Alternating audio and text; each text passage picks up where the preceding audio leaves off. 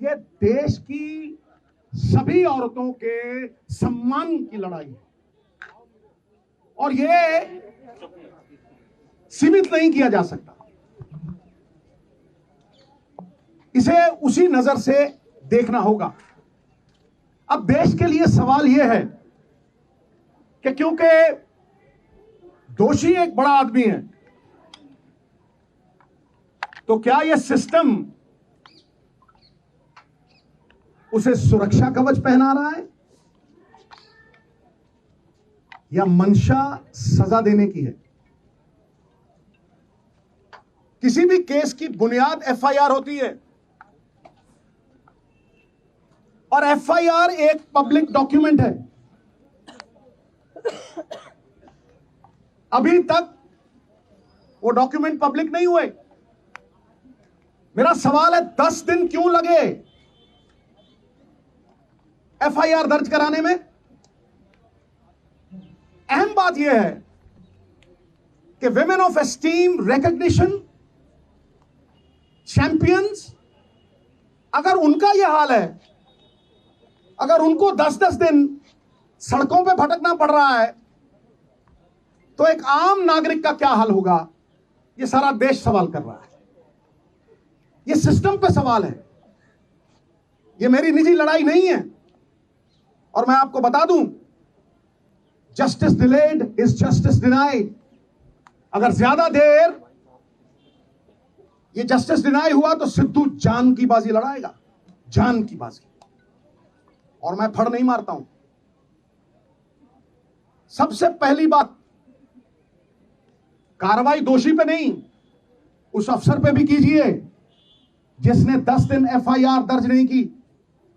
Lalita Kumari versus the state of UP, it is mandatory to register the FIR once a cognizable offense is deciphered.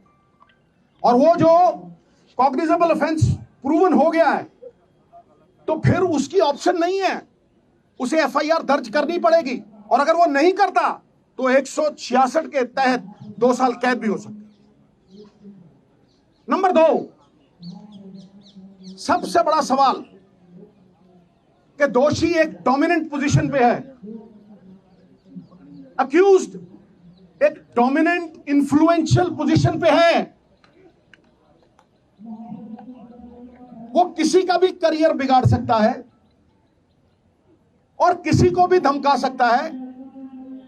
तो फिर आप कैसे expect करते हैं कि वो इतनी डोमिनेटिंग पोजीशन पे है, एक फेयर इन्वेस्टिगेशन होगी?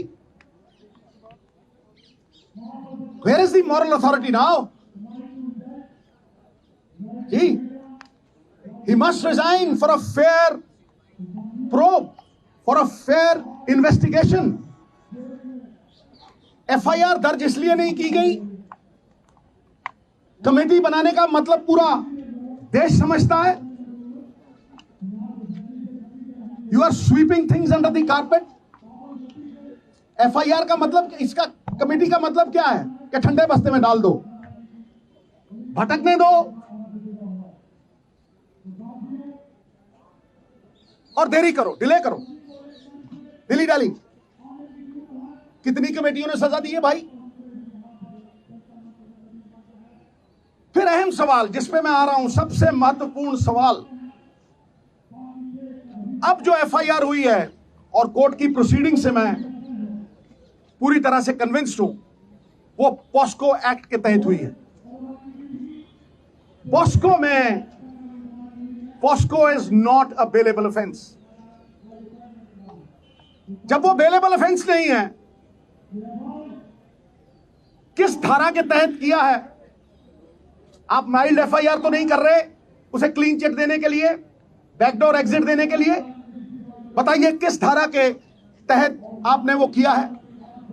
और क्योंकि वो माइनर की कंप्लेंट है, उसमें कंसेंट मैटर नहीं करती। मिनिमम सजा 3 से 5 साल है। अरेस्ट क्यों नहीं हुई? I am asking the question. ये अरेस्ट क्यों नहीं हुई? और सबसे बड़ी बात, इस बात को मैं आपको विनती कर रहा हूं, इस बात को मैं चिल्ला चिल्ला के कह रहा हूं कि अगर आप सच तक पहुंचना चाहते हैं, अगर आप तथ्यों तक पहुंचना चाहते हैं, you want to uncover the truth, तो जैसे बाकियों की होती है, custodial interrogation is a must. पकड़ो जैसे होता है, अरेस्ट करो, और कस्टोडियल इंटेरोगेशन, वरना it is a meaningless exercise, फिर उसका कोई फायदा नहीं है। बारंबार 10 दिन भटकाते रहे हो, इतने बड़े बड़े लोग हैं, तालीम का जोर इतना, तहजीब का शोर इतना, अरे बरकत क्यों नहीं होती? तुम्हारी नीयत में खराबी है, तुम्हारी नीयत में खराबी है। और देवताओं की नीयत में भी आ जाए अगर फर्क, नजारा चाहे जन्नत का क्यों ना हो जाएगा गर्क। सो ये सबसे अहम मुद्दा है साहब। क्या कानून ऊंचे लोगों के लिए दोहरे मापदंड रखेगा? जिन्होंने देश को गौरवान्वित किया, जिन्होंने मेडल जीते, will you belittle them in front of a nation of 140 crore? Why is this happening? अरे जिनके मत से बनती हैं सरकारें, खेल जगत के चमकते हुए सितारे, आज सड़कों पे दर बदर भटक रहे बेचारे। क्यों? Is the law different for the high and the mighty? It can not be. Resignation होना चाहिए, इंटेरोगेशन होनी चाहिए, और सबसे बड़ी बात, अरेस्ट करके कस्टोडियल इंटेरोगेशन। मैं इस केंद्र बिंदु पे खड़ा कर रहा हूं। केंद्र बिंदु तो ये लड़कियां हैं। अरे साहब, शेरनियों की दहाड़ है इनकी। नहीं तो जब ऐसे केस होते हैं, धन्य है हमारी संस्कृति। कितने ही बब्बर शेर हो जाए, सवारी तो दुर्गा ही करती, समझे? धन्य है वो मां बाप जिन्होंने ऐसी बेटियों को जन्म दिया जो जुर्रत रखती हैं, जो सवाल करती हैं। क्या आपको लगता है कि ये सिर्फ अपने लिए लड़ रही हैं? ये पूरी दुनिया की औरतों के सम्मान के लिए लड़ रही हैं। और ये दहाड़ चंद लोगों तक सीमित नहीं है, ये मूवमेंट है, movement. It is a movement. You will see support pouring from all quarters. इसे रोक नहीं सकेगा तूफान, जब झूम के उठेगा तिनकों से न टाला जाएगा। सो मेरी आपसे रिक्वेस्ट है, मैं बात लंबी नहीं खींचना चाहता, बात टेक्निकल करूंगा, बात लीगल करूंगा, और बात वो करूंगा जो देश की आवाज है। ये देश देखना चाहता है कि दोहरे मापदंड क्यों हैं बड़े लोगों के साथ।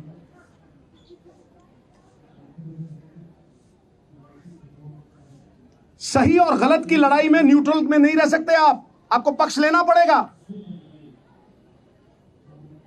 आपको पक्ष लेना पड़ेगा। सत्य तक पहुंचने के लिए, आम आदमी में विश्वास जगाने के लिए लखीमपुर खीरी की तरह मत कर देना। मैं कहता हूं किसी पार्टी का हो, कोई भी हो, यह पक्षपात क्यों कि तुम करो तो न्यारी लीला, कोई और करे तो कैरेक्टर ढीला। ताड़ी नहीं भाई, आज ताड़ी नहीं। ये लोगों का दुख, दर्द, तकलीफ है। एक स्पोर्ट्समैन होने के नाते मैं जानता हूं पसीना बहाए बिना यह अचीवमेंट नहीं हो सकती। इनके सेल्फ एस्टीम को ठेस पहुंचाना इज हर्टिंग नेशनल प्राइड। तो मैं आखिर में आपको लिखित प्रेस नोट भी दूंगा, और मैं लिखित देने से पहले चंद लाइनें कहना चाहता हूं कि हो चुकी है पीर पर्वत सी पिघलनी चाहिए, इस हिमालय से कोई गंगा निकलनी चाहिए। सिर्फ हंगामा खड़ा करना मेरा और इनका मकसद नहीं, सारी कोशिश है कि यह सूरत बदलनी चाहिए। फिर मेरे दिल में ना सही तो तेरे दिल में ही सही, हो कहीं भी आग लेकिन आग जलनी चाहिए, सूरत बदलनी चाहिए। बहुत बहुत धन्यवाद, बहुत बहुत शुक्रिया। मुझे इतना ही कहना था, और इतना अगर आपके माध्यम से चला गया तो ये मूवमेंट को और बल मिलेगा। और मैं फिर दोहराता हूं, ये लड़ाई इनकी नहीं है, ये घर घर की लड़ाई है। ये किसी के साथ भी हो सकता है, this can happen to anyone. इसलिए सब मिलके ये लड़ाई लड़ें, पार्टियों से ऊपर उठ के ये लड़ाई लड़ें।